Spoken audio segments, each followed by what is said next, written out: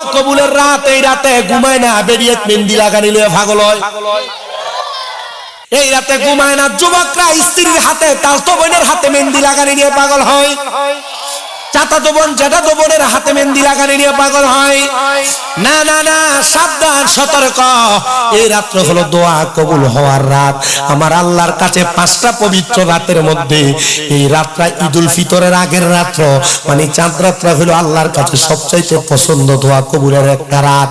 এই রাত্রটারে অবহেলা কইরা কাটাইও না। এই রাতে নামাজ পড়িরো, কোরআন পড়িরো, এই রাতে কবর জিয়ারত কইরো, কবরবাসীরা খুশি হবে, আল্লাহ তোমাদেরকে অসংখ্য বরকত দান করবে। আমি সবার কাছে করজোরে আবদার করি রে, প্রিয় মুসলমান ইমানদার, যদি তোমরা দিন দুনিয়ার খবর রাখতে চাও, ঈদুল ফিতরের আগের রাত্রটারে তোমরা গান বাজনা দিয়া, ঈদের দিনটারে মহিলারা বেপরদা পাতলা পাতলা কাপড় পরে এই বাড়ি থেকে ওই বাড়ি যাও না। ঈদুল ফিতরের দিনে তোমরা গায়ের মধ্যে নতুন নতুন জামা কাপড় সুগন্ধি লাগে বেপরদা হইও না। জাহান্নামে যাইবা, জাহান্নামে যাইবা, জাহান্নামে যাইবা। আমি চাই না গো এলাকার কোন মহিলারা জাহান্নামের আগুনে জ্বলুক। তো যেই কথা যেই কাজ আপনাদেরকে বলতেছিলাম কুরআনুল কারীমের তেলাওয়াত যাদাতহুম ঈমানা, মানুষের ঈমান বাড়ায়া দেয়। এই বিশ্বাস কার কার আছে ডান হাত তুলে আল্লাহকে দেখায় দাও, আল্লাহ কবুল করেন। জবানটা খুলে জোরে একটা তাকবীর হবে, নারে তাকবীর, নারে রিসালাত, নারে গাউসিয়া, আহলে সুন্নাত ওয়াল জামাত। জোরে বলেন মারহাবা। প্রিয় মুসলমান, শুধু ঈমান বাড়ায় না, যারা কোরআন পড়ে, যারা কোরআন শিখে, আমার আল্লাহ তাআলা এদেরকে জান্নাতের একটা মুকুট পরিধান করে দিবে। কোন মা বাবা যদি তাদের সন্তানকে কোরআন শিখায়, আমার আল্লাহ তাআলা ওই মা বাবার জান্নাতের মুকুট পাগড়ি পরায়া জান্নাতের মধ্যে ঘোরাফেরা করাবে, হাসরের ময়দানের মধ্যে ঘোরাফেরা করাবে। আর হাসরবাসীরা ডাকতে বলবে, আল্লাহ ও আল্লাহ গো, এরা কারা গো যাদের মাথার মধ্যে জান্নাতি মুকুট দেখা যায়? তখন ফেরেশতারা বলবে, এরা আর কেউ না, এরা হলো ওই কোরআন পড়নেওয়ালাদের মা বাবা, ওই কোরআন পড়নেওয়ালাদের মা বাবা। এ বাবা, অনেকে চিন্তা করে, হুজুর আমি তো কোরআন পড়তে পারি না, রমজান মাস আসলে আমি আমার যে মসজিদে জুমা পড়াই সেই মসজিদেও দেখি অনেক মুরব্বীরা কোরআনটারে খুইলা কোরআন শরীফে দিয়ে চাইছে কান্দি। আমি গত রমজান মাসে তারাবি পড়াইতে যখন যাই, আমার এক মুসল্লিরে দেখছিলাম আসরের নামাজের পরে কোরআন শরীফটা খুইলা কাঁদতাছে। আমি জিগাইলাম, ও মুরব্বী বাবা, কোরআন শরীফ তো চাইছে কান্দার জিনিস না, আপনি কোরআন শরীফের দিকে তাকিয়া তাকিয়া কাঁদতাছেন। আমার কই, হুজুর আপনার একটা ওয়াজের ভিতরে শুনছি কোরআন যদি কেউ পড়তে না পারে, কোরআনের দিকে তাকিয়া তাকিয়া কাঁদলেও আমার আল্লাহ কবরের আযাব মাফ করে। কোরআনের দিকে তাকিয়া তাকিয়া কাঁদলে আমার আল্লাহ তাআলা কবর থেকে জান্নাতি সুঘ্রাণ দেয়। আমি কইছি, রে আব্বা, হে পর্দার অন্তরালের মা, যারা কোরআন পড়তে পারো না, কোরআনটা খুইলা খুইলা কাইন্দো, তোমরা সওয়াব হবে। কোরআনটা খুইলা খুইলা কাইন্দো, তোমরা সওয়াব হবে। কি সওয়াব হবে জানো? দামেস্কের বড় মসজিদের একজন ইমাম সাহেব ছিলেন, উনি ছিলেন একজন আল্লাহর বুজুর্গ বান্দা। যখন যেখানে কোনো কবরস্থান দেখতেন, তিনি হাত উঠিয়া দাঁড়ায় যেতেন জিয়ারত করার জন্য। আর আমরা বলে মাদারে নাই, আমরা বলে মাদার পূজারি। আর আল্লাহর ওই অলি বুজুর্গ যেখানে দেখতেন কবর, আরে কবর কোনটার মাদার কোনটা চিনে না। কবর যেটা মাদার সেটা, মাদার যেটা কবর এটা। তবে মাদার আমরা সুন্নিরা আল্লাহর ওলিদের কবর যেটা সেটারে ব্যবহার করি, কারণ এটা সম্মানিত জায়গা, বুজুর্গ মানুষের মাকবারা কবর বিদায়, এটার আমরা মাজার বলি, জিয়ারতের জায়গা। জোরে জোরে কন্যা সুবহানাল্লাহ। কিন্তু বাংলাদেশে 5 আগস্টের পরে বহু মাজার ভাঙছে। এরা কইছে বলে শেখ হাসিনা দেশে থাকতে বলে এই দেশের ভিতর অরাজকতা বহু তৈরি হয়েছে। তা আমি বাংলাদেশের প্রশাসনকে কইছিলাম, তো শেখ হাসিনা ভাগ্য যাইবার পরে বাংলাদেশে যারা মাজার ভাঙছে, কোন ফকিন্নির ফুটাইতে ভাঙছে, এদিকে ধরে ফাঁসি দেয়। এরা আগে করছে, এখন কোন ফকিন্নির ফুটাইতে করে দেশে অরাজকতা, এগুলো আর ধরেন। সারা দুনিয়া অরাজকতায় ভরে গেছে। আর মাজারটি ভাঙছে ভালোই হইছে। মাজারের যে খাদেমটি আছে হিসাবটি, এই হাড়ি লয়ে লয়ে ফ্যাক্টরি মুডা মুডা বানাইছে। নিজের বাড়ির ভিতরে 2 তলা 3 তলা বিল্ডিং বানাইছে। গরু মসজিদ দিয়ে নিজের ঘরটারে ফুরাইছে। টেহা পয়সা দিয়ে নিজের পকেটটারে গরম করছে। আমি কইছি ভাঙ ইচ্ছা মতো, ফাললে খাদেমটারে ধরে এন্ন পাইলে। যে মাজারগুলো ভাঙছে মাজারগুলোর সাথে আমি খবর নিয়ে দেখছি মাদ্রাসা নেই। এই মাজারের খাদেমরা যদি মাজারের টাকা পয়সাগুলো না খায়া প্রত্যেকটা মাজারের লগে এক একটা মাদ্রাসা বানাইতো, আর 300-400 পোলাপান যদি মাদ্রাসায় থাকতো, যে ফকিন্নের ফুটাইতে মাজার বানতে হইছে যদি 300-400 পোলাপানে 300 লাঠি দিয়ে দৌড়ানি দিত, তোয়ে ভাও গেল নইল। আজকে তো কই মাজারের টাকা দেওয়া বন্ধ, যে মাজারের লগে কোনো মাদ্রাসা নাই। আজকে তো কই ফির সাহেবের টাকা দেওয়া বন্ধ, যে ফির সাহেবের কোনো মাদ্রাসা নাই। ফির দাবি করে মুরিদান সামনে বেরিয়ে তুলে বই, ফির দাবি করে মুরিদের সামনে বই সিগারেট খায়। হ্যাঁ বলো ফির হিসাব না, এটা পেশাব। আর কেউ যদি এমন বিড়ি খাওয়া ফির যদি ধরে থাও তালাক দাও বেটা। ফির যদি সিগারেট খায় বিড়ি খায় মুরিদে গাঞ্জা খাইবো, সিগারেট খাওয়া কোনো ফিরের আদর্শ হইতে পারে না। বেরিয়ে তুলে বই থাকা কোনো ফিরের আদর্শ হইতে পারে না।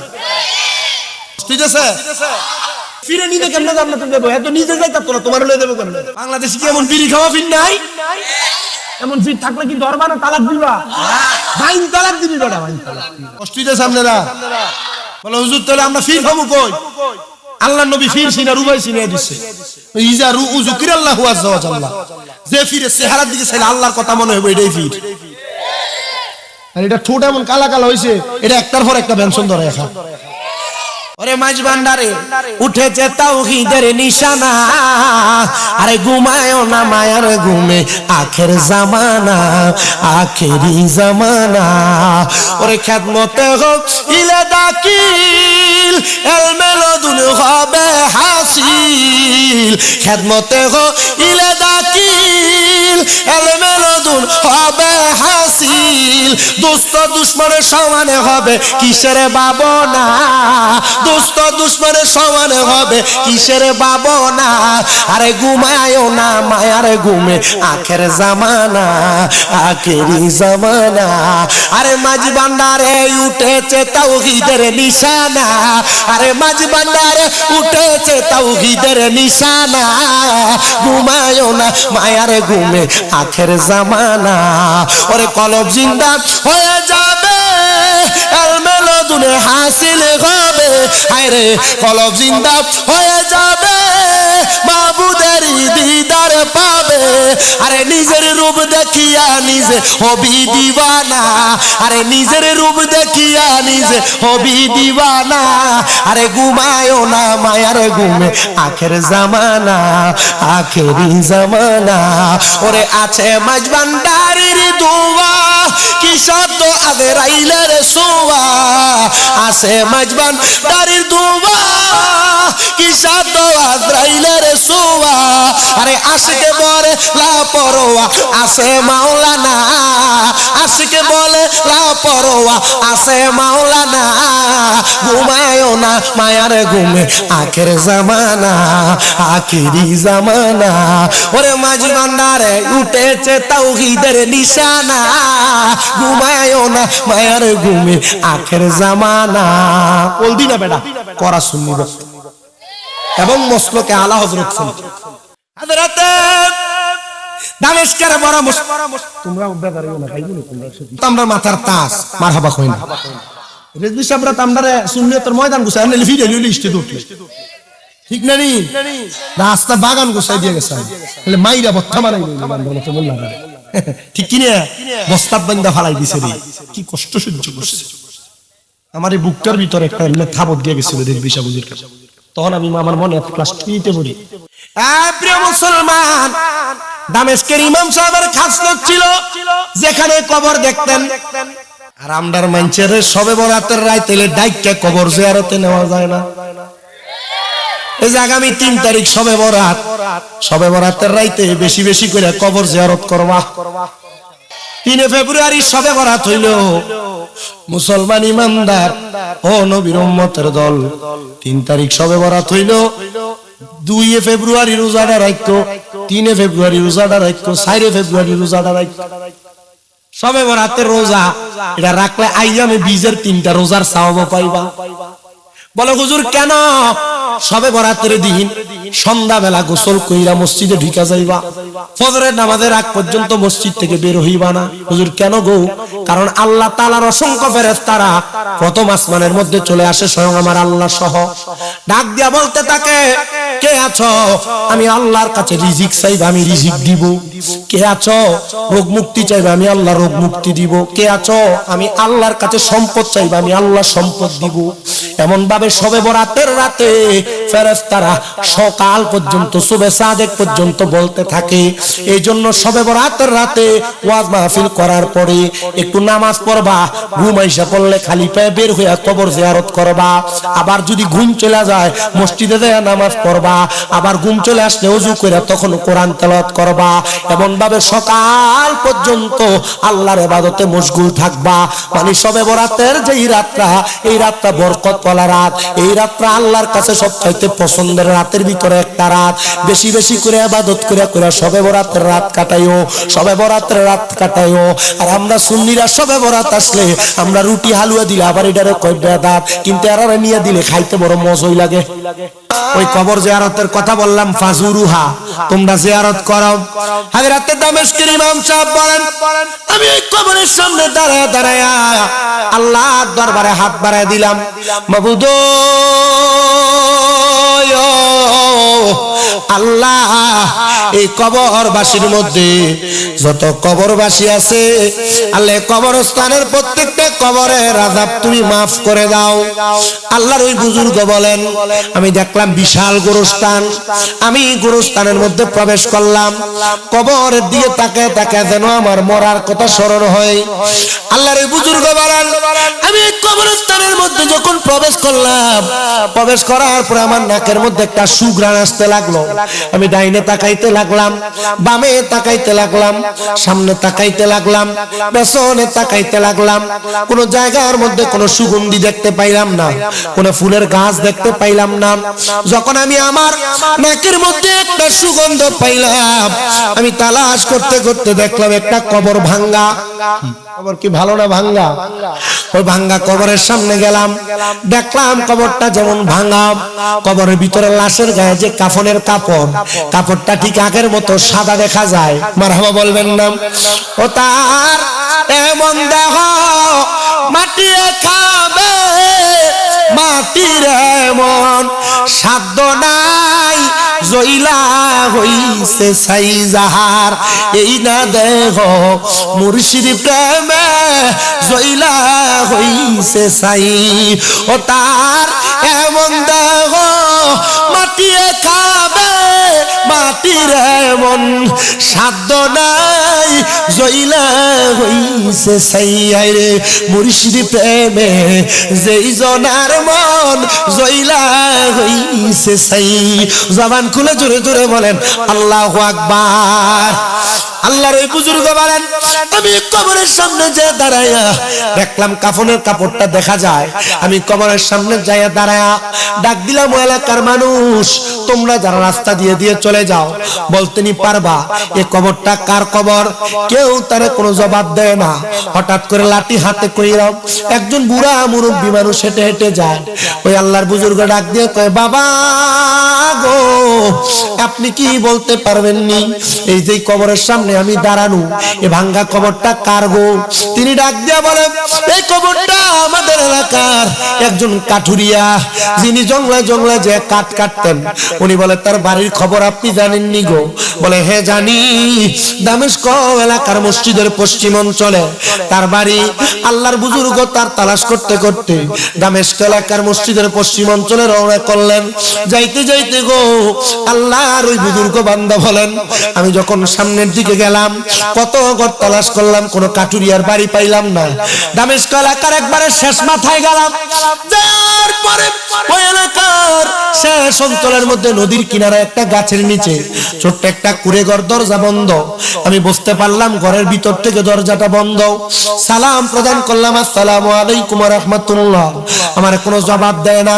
আমার নবীর একটা হাদিসের কথা মনে পড়ে গেল, কারণ ঘরের দরজার সামনে গেলে 3 বার সালাম দেওয়া লাগে। জবাব না দিলে ফিরে আসতে হয়। আমি দ্বিতীয়বার আবার সালাম দিলাম, আমার কোনো জবাব দেয় না।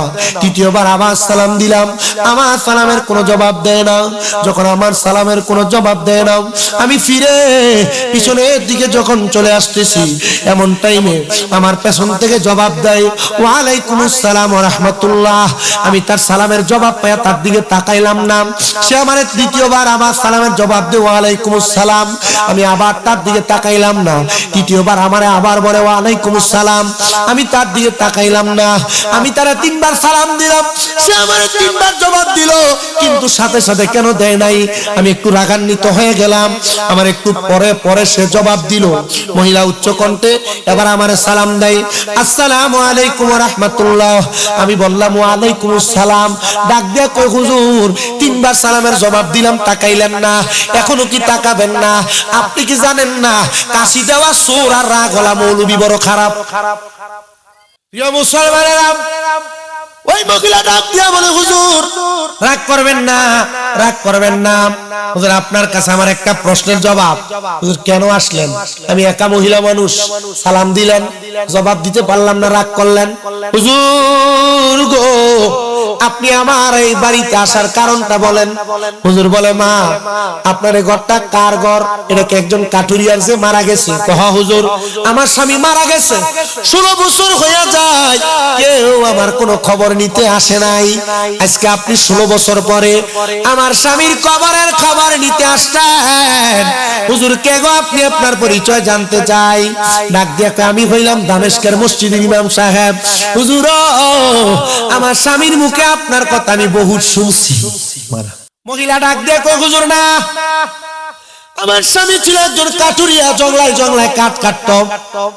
আপনি আমার জিজ্ঞাসা করেন আমার স্বামীর এমন কোন আমল আছে কিনা যেটার কারণে আল্লাহ আমার স্বামীরে মাফ করে দিবে। হুজুর গো, প্রাণের হুজুর, একটু অন্তরে কানটা লাগে শুনেন। আমার স্বামীর এমন কোন ভালো কোন নেক আমল ছিল না, তবে আমার স্বামীর একটা নেক আমল ছিল, যেটা আমল কিনা আপনি ভালো জানবেন।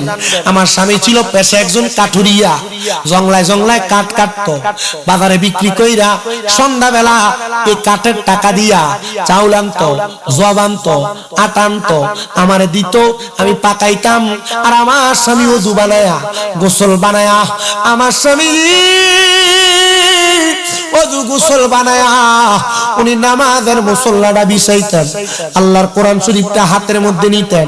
হাতের মধ্যে নিয়া আমার স্বামীকে দেখতাম কোরআনের দিকে তাকায় তাকায়া আমার স্বামীর চোখের পানিগুলা ঠকঠক করে ছেড়ে দিছে। হুজুর, একদিন আমার স্বামী যখন কোরআনের দিকে তাকায় তাকায় কান্দে, আমি জিজ্ঞাসা করলাম, স্বামী গো, কোনদিন আপনার কোরআন তেলাওয়াত শুনলাম না, আওয়াজ করে পড়লেন না, আপনি কোরআন পড়লে তো আমি স্ত্রীর কাছে ভালো লাগতো। স্বামী গো, আজকে একটু কোরআন তেলাওয়াত করে শোনান না, আল্লাহ নিয়ে আপনারে উসিলা আমারে মাফ করে। ওদের আমার স্বামী কোরআন শরীফটা বন্ধ কইরা আমি স্ত্রীরে ধরে ধরে ধরে কাঁদতাছে। আরে ডাক দিয়ে কই, স্ত্রী রে,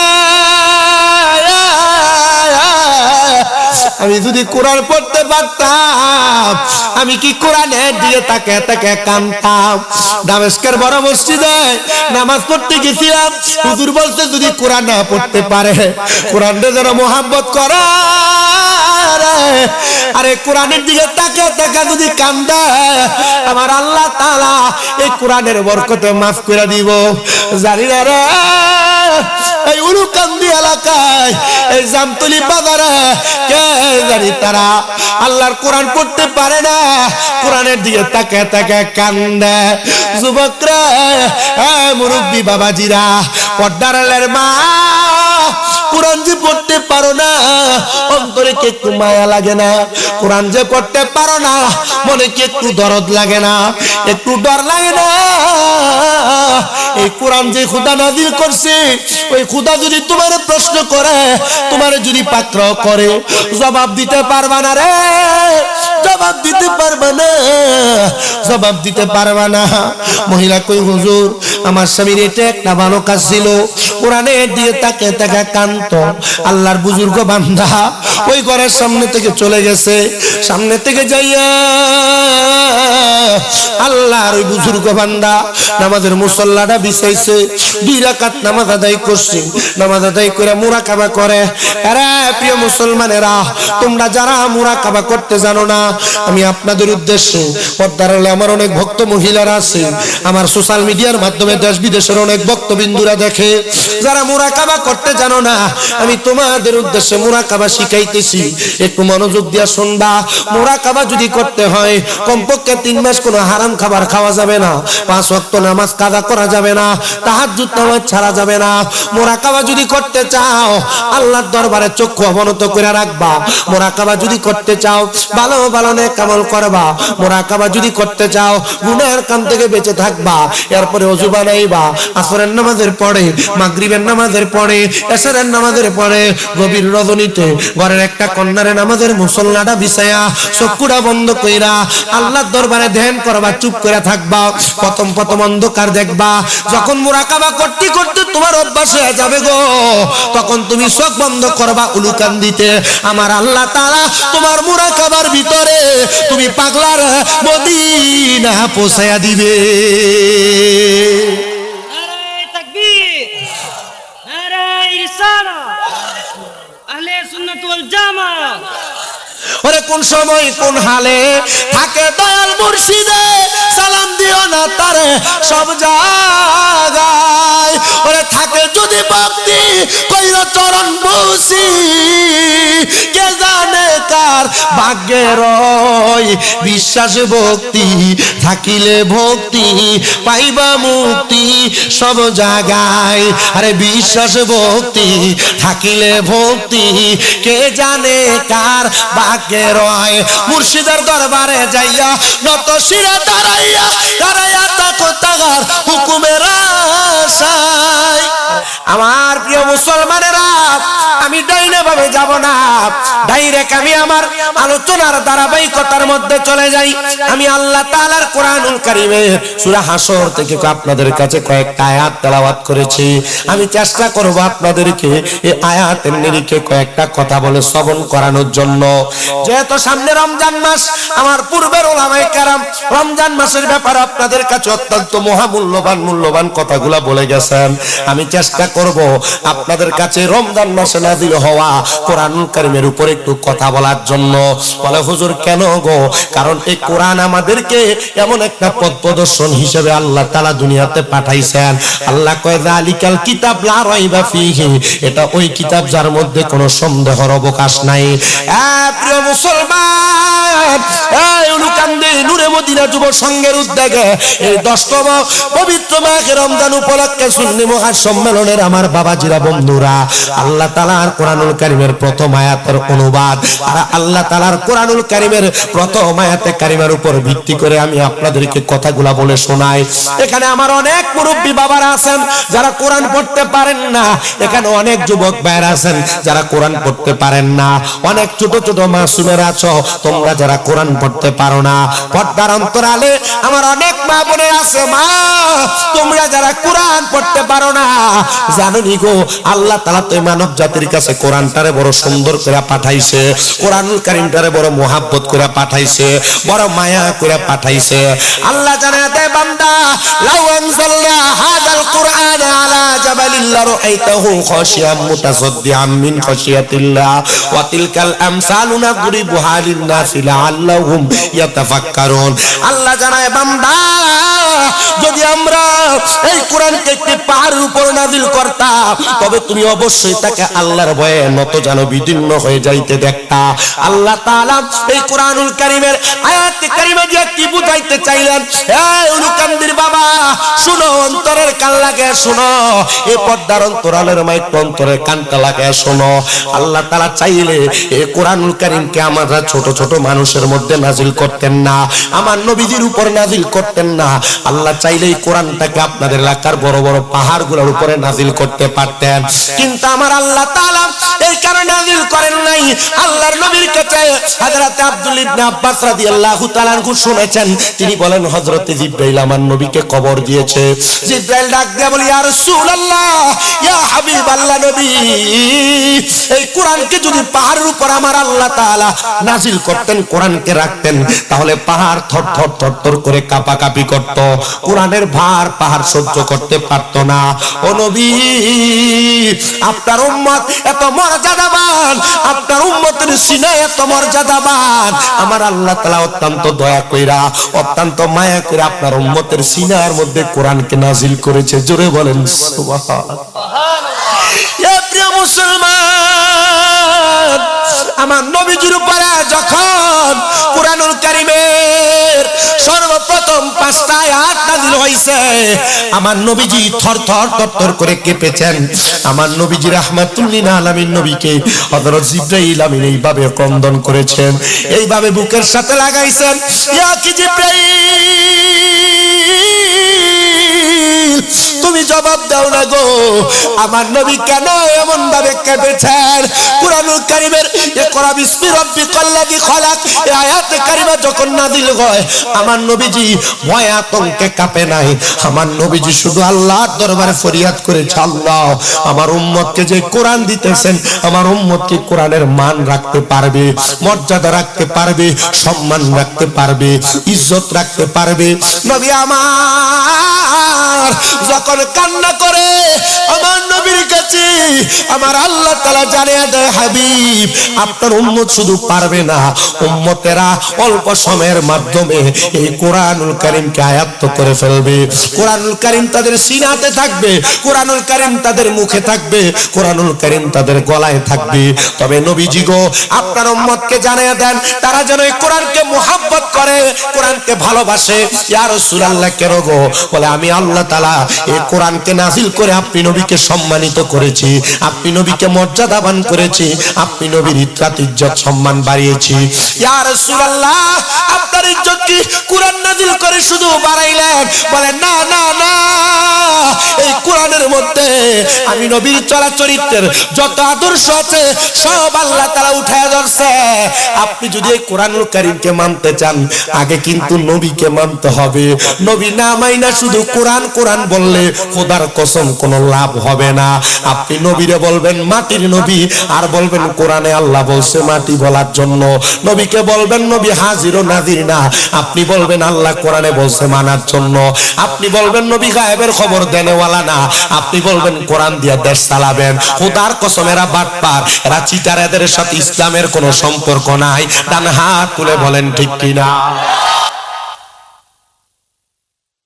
কুরআনুল কারীম এমন মর্যাদাবান, কোরআন মানার আগে নবীর উপর ঈমানটার তাজা করেন, এরপরে কোরআন মাইনেন। আপনি নবী মানেন না, কোরআন মাইনা কি করবেন? কারণ কোরআন আসছে নবীর উপরে, নবী আসছে আগে, কোরআন আসছে পরে। নবীর উপরে আল্লাহ তাআলা কোরআন নাযিল করে নবীর মর্যাদাবান বানাইছে। এটা শুধু এই কথা না, আমার নবীজির উপর কোরআন নাযিল করে কোরআনের প্রত্যেকটা বাণীর ভিতরে আল্লাহ তাআলা নবীর প্রতি ঈমান বুঝাইছে। এবার আপনারা বলেন বাবারা, কোরআন আগে মানবেন না নবী আগে মানবে? ওরে নবী আমার, নূরের নবী, নবী আমার নূরের নবী, মাটির নবী না। আমার মতো মানুষ নবী বেঈমানেরা কই রে, আমার মতো মানুষ নবী কাফেরেরা কয়। ও নবী মাটি আর সাধারণ মানুষ অপব্যাখ্যা করে, যুক্তি তর্কে সরল মনা লোকের ঈমান চুরি করে থাইকো হুঁশিয়ার মুমিন, থাইকো হুঁশিয়ারি। নবীর তাজিম, মিলাদ, কিয়াম, আহলে বয়াতের সম্মান করিতে আউলিয়ার সন্ধান বলছেন পরওয়ারি। ওরে এসব কথা শুনলে তাদের মাথায় বাড়ি পড়ে।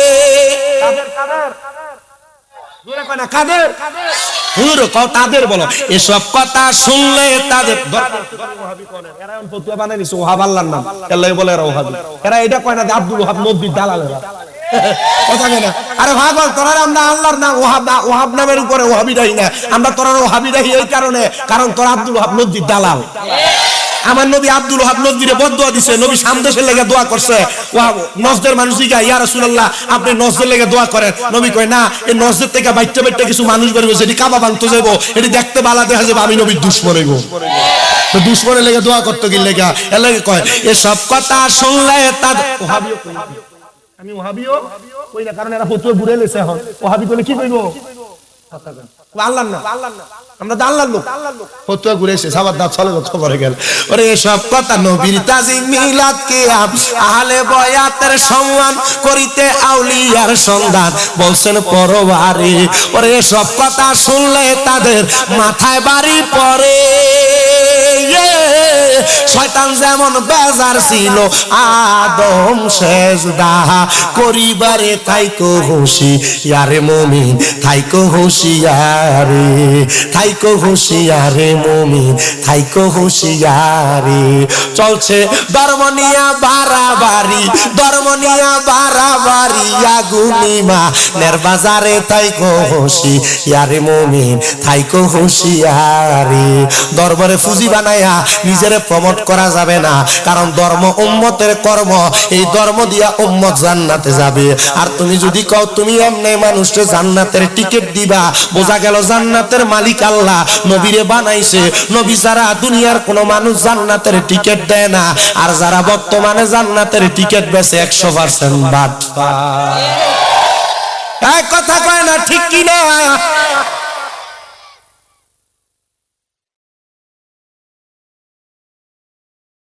আমরা সুন্নি যারা আমরা কোরআন মানার আগে নবী মানি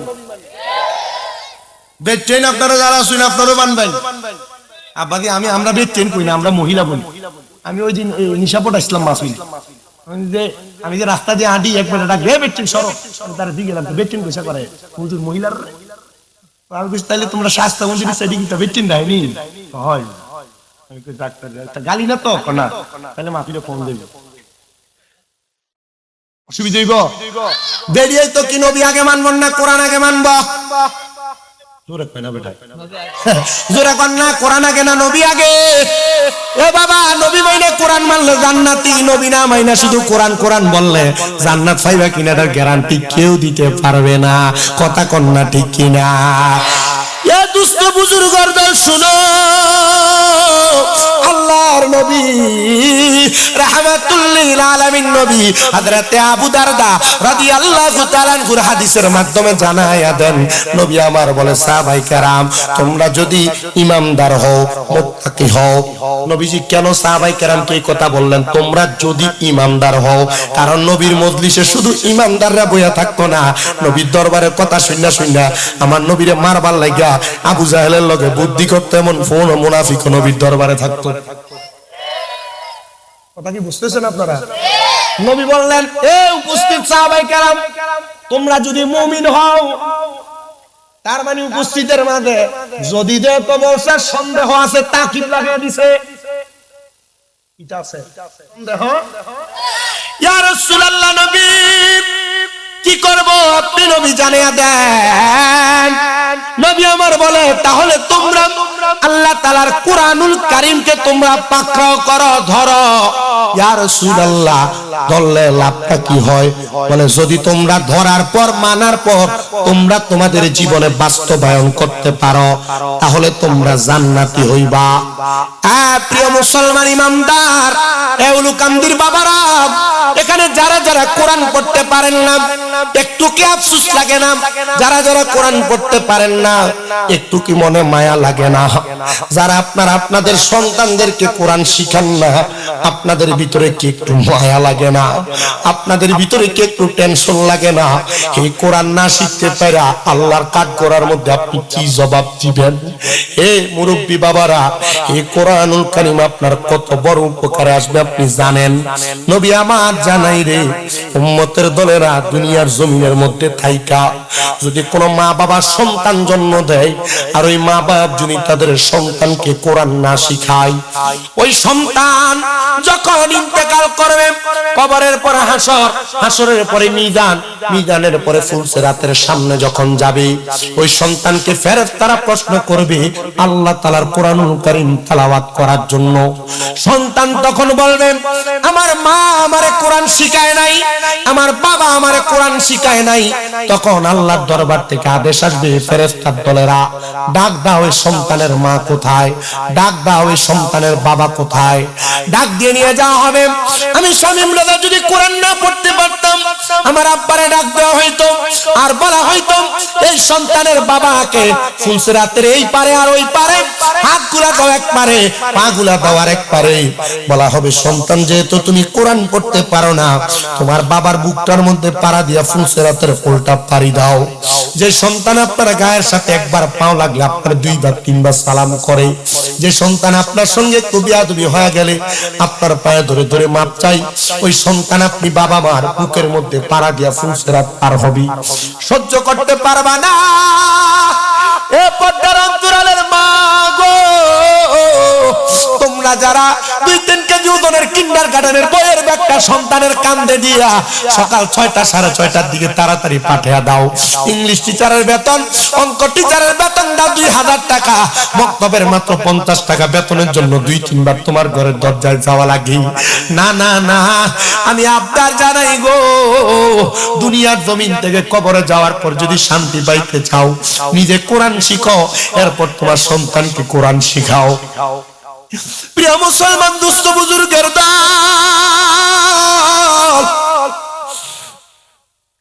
এ আমার উরুকান্দির বাবা, এই দুনিয়া দুনিয়া না রে, তোমার সব চাইতে আখিরাত ভয়ঙ্কর জায়গা। ওই জায়গায় তোমার সন্তান তোমার আসামি বানাইবো। আমার বাপ এইটা বাপরে দেখা দেখা বলবে আমার বাপ আমারে কোরআন পড়ায় নাই, আমার মা আমারে কোরআন পড়ায় নাই। তখন আপনি আপনার বাবা মায়ের বুকের মধ্যে পাড়া দিয়ে আপনার সন্তান ফুলসিরাত পার হবে। যেই সন্তানরা মনে করতেছ আমার আব্বা আম্মা যেহেতু আমার শিখায় নাই, বাপ মার বুকে পাড়া দিয়ে তো আমি পারি হইয়া যাইব, না না না না না না না, পারবা না পারবা না। নবী আমার বলেন উম্মত, সন্তান উপযুক্ত বয়স হওয়ার পর যদি নিজ দায়িত্বে কোরআন না শিখে, যখন ওই সন্তান তার বাবা মায়ের বুকের মধ্যে পাড়া দিবে, ওই সন্তান এবং বাবা মা একসাথে জাহান্নামের মধ্যে পতিত হয়ে যাবে। আর আমার নবী সাহাবায়ে কেরাম বলেন ইয়া রাসূলুল্লাহ, নবী গো, ও মায়ার নবী, ও দয়ার নবী, আপনার কাছে জানতে চাই, যারা কোরআন পড়বে, কোরআনকে ভালোবাসবে, কোরআনকে মুহাব্বত করবে, আপনি নবী জানিয়ে দেন এদের মর্যাদা কত বেশি হবে, এদের মর্যাদা কেমন হবে। নবী আমার বলে 1 নাম্বার জাদাতহুম ঈমানা, আমার আল্লাহ তাদের ঈমান বাড়ায়া দিবে। জবান খুলে জোরে জোরে বলেন সুবহানাল্লাহ। এই এই বসো, খালি লড়াচড়া, কোনো চা লাগবে না। লাইলাতুল কদরের রাত্র কেন এত মর্যাদাবান? লাইলাতুল কদরের রাত্র কেন এত সম্মানিত? ইন্না আনজালনাহু ফি, আল্লাহ তাআলা কোরআনুল কারীমকে নাযিল করেছেন এই লাইলাতুল কদরের রাত, সম্মানিত করেছেন, সম্মানিত কোরআনকে নাযিল করেছেন, ইজ্জত দিয়েছেন।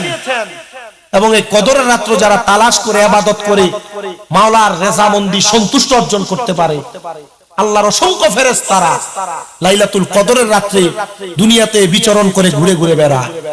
আর যেই বান্দা রাত্রে জাগ না থাইকা আল্লাহর ইবাদতে মশগুল হয়ে যায়, লাইলাতুল কদর তালাশ করে 21 রমজান, 23 রমজান, 25 রমজান, 27 রমজান, 29 রমজানের বেজুর রাত্রিতে আল্লাহ তাআলা এদেরকে অসংখ্য বারাকা নসিব করে। আর আমাদের 21 রমজান, 23 রমজান, 25 রমজান, 27 রমজান, 29 রমজান আইলে ঈদের মার্কেট করবার লাগে সব সাজটা কোন জায়গা বেডিয়ে তো ঘরই থাকে না, এর মার্কেটিং এর আর খুব জরুরি। মুসলমান গো,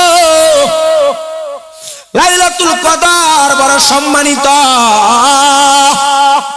বড় মর্যাদাবান, বড় ইজ্জতওয়ালা রাত, বড় সম্মানওয়ালা রাত। ঈদ তোমার জীবনে বারবার আসবে। আবদার জানাই, কোরআন নাযিলের রাতটারে তোমরা অবহেলা কইরো না। আবদার জানাই রে, কোরআন নাযিলের রাতগুলারে তোমরা অবহেলা কইরো না। রাত্রবেলা কুমু লাইলুহা ওয়া সুমু নাহারুহা, আল্লাহর ইবাদত রোজার মাধ্যমে দিনকে তুমি জাগ্রত রাখো, আল্লাহর ইবাদত নামাজের মাধ্যমে তুমি তোমার রাতকে জাগ্রত রাখো। আর আমরার বেড়াইন তারাবির নামাজও পড়ে না, লাইলাতুল কদরের ইবাদত করব দূরের কথা। বাংলাদেশের মানুষ ঈদের বাজার সদাই নিয়ে পাগল হয়ে যায়। আর সৌদি আরবের নমুনা দেখলাম গো, এরা তো মক্কা মদিনার মানুষ, এরা রমজান মাস আসলে ব্যবসারে শুরু করে, রমজান মাস আসলে ইবাদত বাড়ায়, রমজান মাস আসলে মালের দাম কমায়। আর বাংলাদেশের বাটপার ব্যবসায়ীরা রমজান মাস আসলে আলু পেঁয়াজের দাম বাড়ায়, তেলের দাম বাড়ায়, দুধের দাম বাড়ায়। কথা কন্যা ঠিক কিনা? এই সোনার বাংলাদেশের যত ব্যবসায়ী আছো, আমি তোমাদের কাছে বলতে চাই, আল্লাহ তাআলা বলেছেন, ইয়া আইয়ুহাল্লাযীনা আমানু হাল আদুল্লুকুম আলা তিজারাতিন তুনজিকুম মিন আযাবিন আলীম। আল্লাহ তাআলা ঘোষণা করেছেন, তোমরা তোমাদের ব্যবসায়ের মধ্যে মাপকাঠি বজায় রাখা, ন্যায় আদল করার জন্য, ইনসাফ করার জন্য তোমরা যারা রমজানে ছোলা বুটের দাম বাড়ায়া দাও, জিলাপির দাম বাড়ায়া দাও, তোমরা যারা রমজান মাসে জামা কাপড়ের দাম বাড়ায়া দাও, খোদার কসম আযাবুন আলীম বলে আল্লাহ তাআলা তোমাদের জন্য যন্ত্রণাদায়ক শাস্তি রেডি করে রাখছে। সৌদি আরবের মতো দেশে 1 কেজি খেজুর কিনলে সাথে 1 কেজি ফ্রি দিয়া দেয়, একটা তেল কিনলে সাথে একটা ফ্রি দিয়া দেয়, 1 কেজি চাল কিনলে আরেক কেজি দিয়া দেয়। আর বাংলাদেশের চোরেরা 1 কেজি দেওয়ার সময় 3.5 মাফে। কথা কন্যা ঠিক কিনা? আমি বাংলাদেশের প্রশাসনিক কর্মকর্তা, ভুক্ত অধিকারের সরকারি যে কর্মকর্তারা আছেন, আমরা আপনাদের কাছে উদাত্ত আহ্বান করব, আপনারা রমজান মাসে প্রতিটা বাজারে বাজারে বাজারে বাজারে ভুক্ত অধিকারের কর্মকর্তারা যদি বাংলাদেশের বাজারকে নিয়ন্ত্রণ করার চেষ্টা করেন, বাংলাদেশে এমন কোন চোরের ঘরে চোরের ভূত নাই, বাংলাদেশে তেল আলু পেঁয়াজের দাম বাড়াইবো। আর এরা এমন বাটপারের বাটপার, এরা মাল রাখে বাড়িতে দোকানে সব দেখায়, যদি মাল লাগে বাড়িতে কাইন না তারপরে দেয়, অর্ডারটা বেশি করে লয়, দামটা বাড়াইয়া লইয়া তারপরে মানুষকে দেয়। বেইনসাফ করে, আল্লাহ তাদেরকে যন্ত্রণাদায়ক শাস্তি দান করব।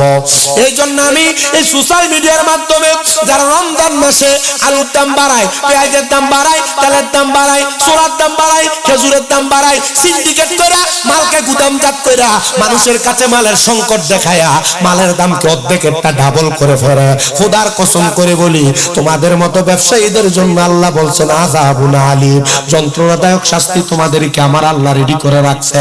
যন্ত্রণাদায়ক শাস্তি যদি না পাইতে চাও, রমজান মাসে ব্যবসায়িক মালামালকে তোমরা দাম কমাও। আরেকটা কথা বলি, আমাদের সমাজের মানুষ ঈদুল ফিতরের রাত আসলে বাজি ফুটায়। ঠিক হইলো কইবেন না হইলো কইবেন, পোলাপান তো বসায় রাখছেন সামনে, মুরব্বীরা সামনে আসে না, উল্টা যদি কয় যে সামনে আসতে পোলাপান কয় যে আসনাবে। এটা কোন ধরনের সমাজ? এলাকার মাহফিলের সৌন্দর্য আছে না? আপনার মুরব্বীরা সামনে না আসলে আমি পোলাপানের কাছে কি ওয়াজ করব? এরা শুনবে, এরা আসবে, এরা মাহফিলের ট্রেডিশন শিখবে, শিখে এরা ভবিষ্যতে মাহফিল করবে। মুরব্বীরা সামনে আসলে মুরব্বীরা সুন্দর করে ওয়াজ শুনবে। আমি আসার সময় এক লোক এক মুরব্বীরা ডাকবে, কাকা আয়ো না রে, আমরা কই যা তুই আমি আই, যা তুই আমি আই, তার মুহূর্তে দুয়া বাড়ি মনে যে ব্রিক ফিল জ্বলাই গেছে।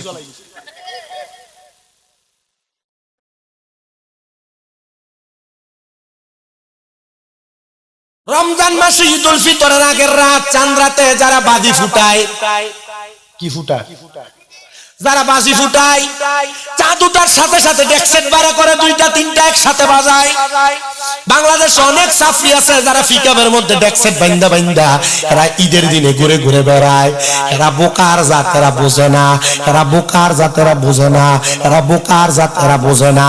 ঈদের আগের রাতে, ঈদের আগের রাতে দোয়া কবুলের রাত, সুবহানাল্লাহ।